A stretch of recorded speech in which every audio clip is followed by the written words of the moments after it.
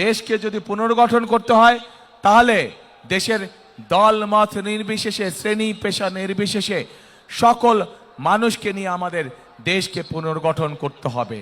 শুধু যে কোনো এক ধরনের মানুষকে নিয়ে দেশ কখনো পুনর্গঠন করা যায় না। হয়তো অন্য কাজ করা যায়, কিন্তু দেশ পুনর্গঠন করা যায় না। জনসংখ্যার অর্ধেক হচ্ছে এই দেশের নারী সমাজ। এই নারী সমাজকে যদি আমরা পেছনে রেখে যতই পরিকল্পনা গ্রহণ করি না কেন, যতই বড় বড় কথা আমরা বলি না কেন, কোনোভাবেই সম্ভব নয় দেশকে সামনে নিয়ে যাওয়া, কোনোভাবেই সম্ভব নয় দেশকে পুনর্গঠন করা। প্রিয় ভাই বোনেরা, সেজন্যই দেশনেত্রী খালেদা জিয়া যখন দেশ পরিচালনার দায়িত্বে ছিলেন, উনি মেয়েদের শিক্ষা ব্যবস্থা স্কুল থেকে শুরু করে ইন্টারমিডিয়েট পর্যন্ত বিনামূল্যে শিক্ষার ব্যবস্থা করেছিলেন, যাতে করে এই বিশাল জনশক্তি, যাতে করে এই বিশাল জনগোষ্ঠী অর্থাৎ নারী সমাজ শিক্ষার আলোয় আলোকিত হয় এবং তারা যাতে নিজেদের পায়ে দাঁড়াতে পারে। প্রিয় ভাই বোনেরা, নির্বাচন এসেছে, স্বাভাবিকভাবেই বিভিন্ন রাজনৈতিক দল তাদের বিভিন্ন লক্ষ্য উদ্দেশ্য জনগণের সামনে উপস্থাপন করবে।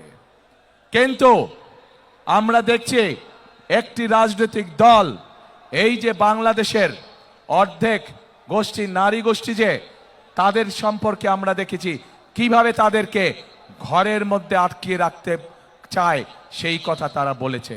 আমরা দেখেছি একটি রাজনৈতিক দলের একজন নেতা পরিষ্কারভাবে বলে দিয়েছে যে তারা কোনোভাবেই নারীর নেতৃত্বে বিশ্বাস করে না।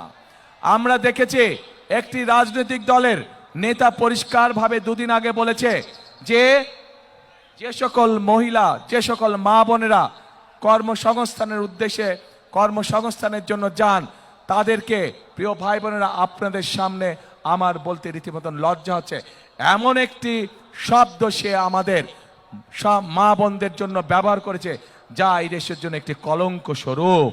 লক্ষ লক্ষ 50 লক্ষের উপরে নারী আজ যেই গার্মেন্ট শিল্প নিয়ে সকলে গৌরব করে, সেই গার্মেন্ট শিল্পে নারী শ্রমিকরা কাজ করেন।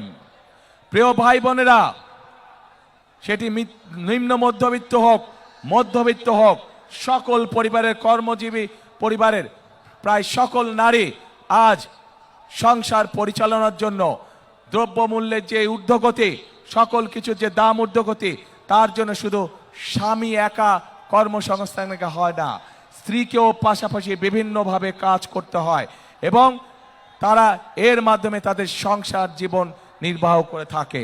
কিন্তু আজ আমরা দেখেছি একটি রাজনৈতিক দলের নেতা পরিষ্কারভাবে নারীদেরকে কিভাবে অসম্মানিত করেছে, তাদেরকে খারাপ ভাষা দিয়ে অসম্মানিত করেছে। যে দলটি নির্বাচনের আগে দেশের অর্ধেক জনগোষ্ঠীকে ঘরের মধ্যে বন্দি করতে চায়, যে দলটি নির্বাচনের আগে দেশের অর্ধেক জনগোষ্ঠীকে অসম্মানজনকভাবে কথা বলে, তাহলে আপনাদের কাছে আমার প্রশ্ন আজকে, নির্বাচনে যদি তারা কোনোভাবে সুযোগ পায় নির্বাচন পরবর্তী সময়, তাহলে তাদের আচরণ কি হতে পারে? এরা ধর্মকে ব্যবহার করে নিজেদের স্বার্থ রক্ষা করার জন্য। যেখানে প্রয়োজন সেখানে তারা তাদের মতন করে ধর্মকে ব্যবহার করে।